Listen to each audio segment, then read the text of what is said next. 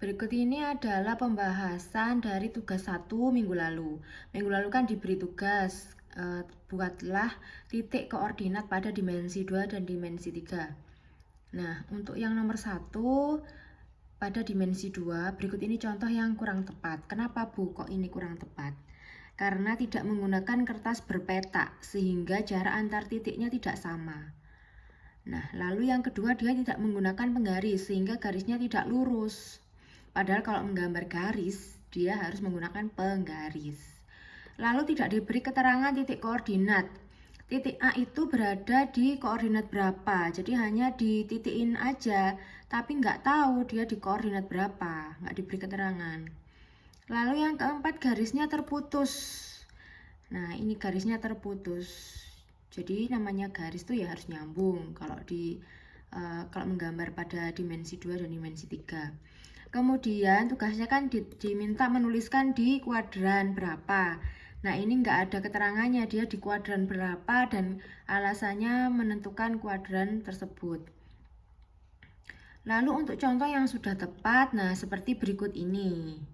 Kenapa Bu kok dia dianggap sudah tepat? Karena dia sudah menggunakan kertas berpetak sehingga jarak antar titiknya sama.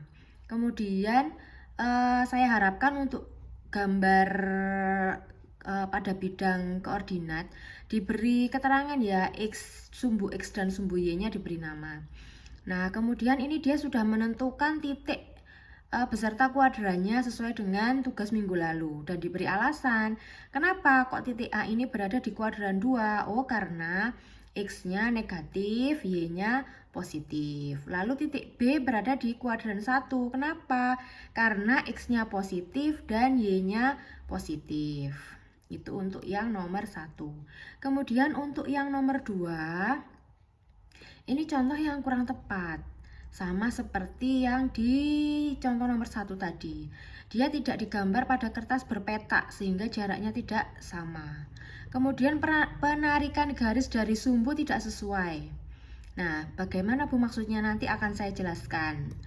Lalu titik koordinatnya tidak diberi nama. Jadi dia ada 3,3,-2, tapi dia namanya titik apa? A, B, C, D atau apa?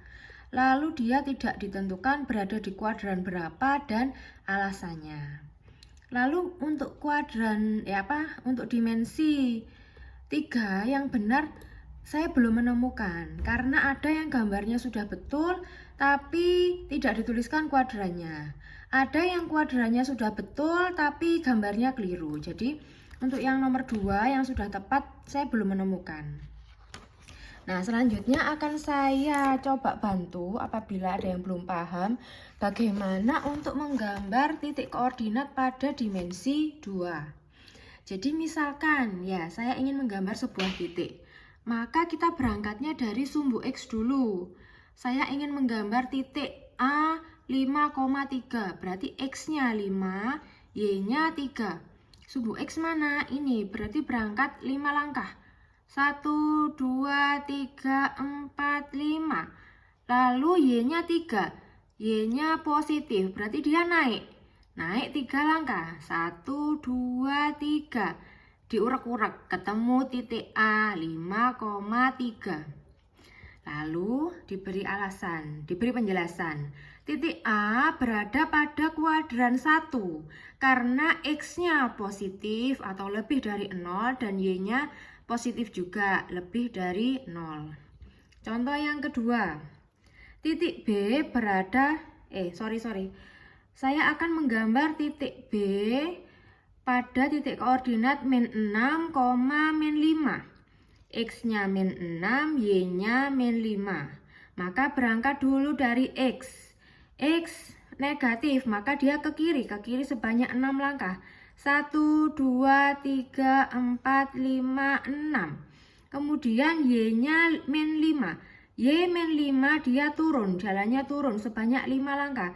1, 2, 3, 4, 5. Ketemu titiknya, diurak-urak diberi nama B,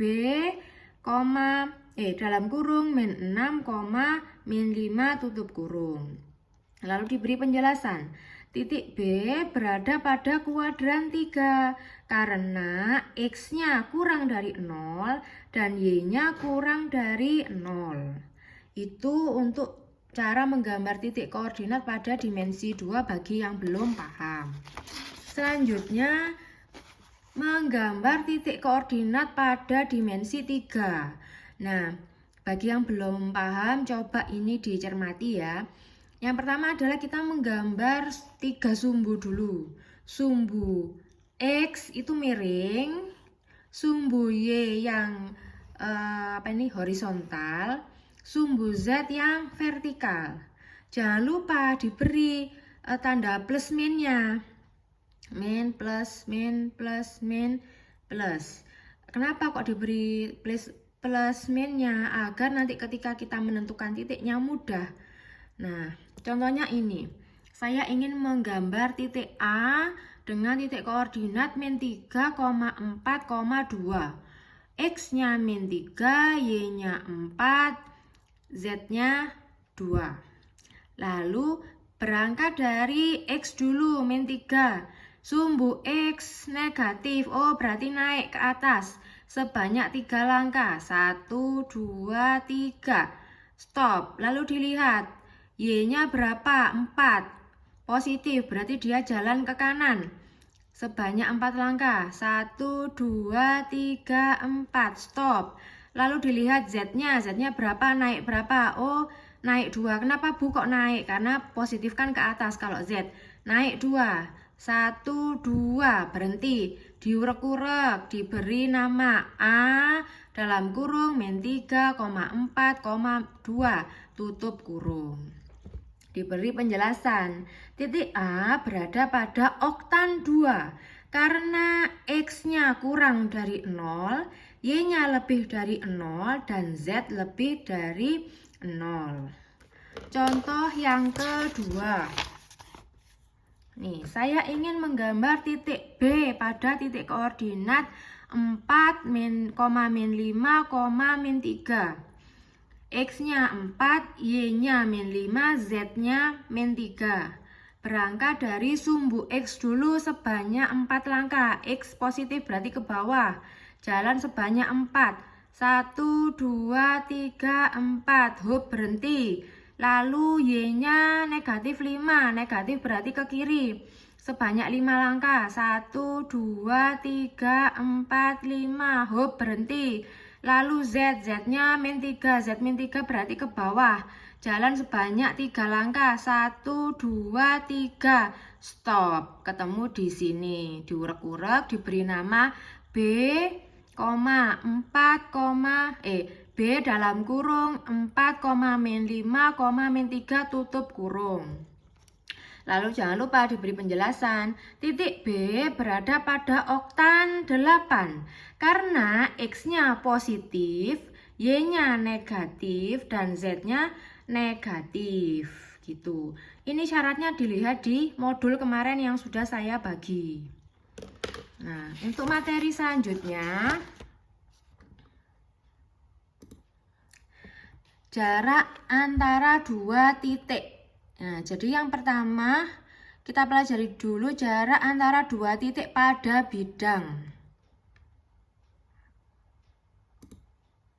Nah, ini ada 3 anak berdiri membentuk sebuah segitiga siku-siku. Mereka sedang bermain bola.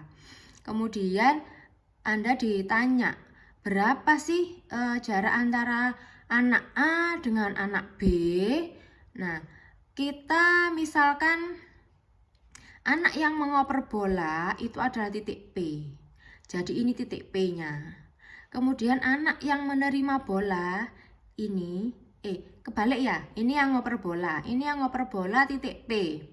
Ini anak yang menerima bola titik H. Titik P diberi nama X1, Y1.